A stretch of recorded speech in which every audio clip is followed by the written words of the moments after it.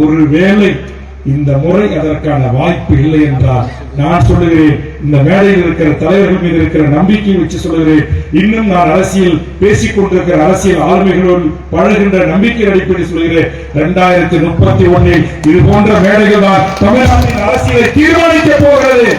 எந்த மாற்றம் இல்லை. எங்க மேடையில் இருக்கிற பல பேர் உள்ள இருப்பாங்க. எனக்கு ஒரு ஆசை, இவர்கள் மேல உள்ள அனுப்பிட்டு நம்ம வெளியே நிக்கணும் அப்படின்னு ஆசை. ஏன்னா போதும், 6 முறை எம்எல்ஏ தேர்தல் சந்திச்சுட்ட ஒரு 45 ஆண்டு வருஷம் அரசியல் பொதுவாக இருக்கு. 3 முறை எம்எல்ஏ ஆகிட்டேன். 4 முறை அஷூரன்ஸ் கமிட்டி சேர்பர்சனாக இருந்து இந்த நாட்டுடைய சாதாரண டிஓல தொடங்கி சீஃப் செக்ரட்டரி வரை, டிஜிபில இருந்து எஸ்பில இருந்து கான்ஸ்டபிள் வரை எவரை வேண்டுமானாலும் தமிழ்நாட்டின் அரசு ஊழியர்களை அழைத்து கேள்வி கேட்கிற உரிமையை தலைவர் கலைஞர் அவர்களும் எனக்கு வழங்கினார்.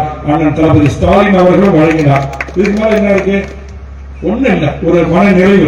ஆனா எனக்கு என்ன ஆசைனா, ஷரீப் மாதிரி இந்த மண்ணுக்கு மக்களுக்கு உழைக்கிற எண்ணற்ற உதயகுமார் மாதிரி எண்ணற்ற சின்ன சின்ன அமைப்புகள் கட்சிகள் இருக்கிறாங்க.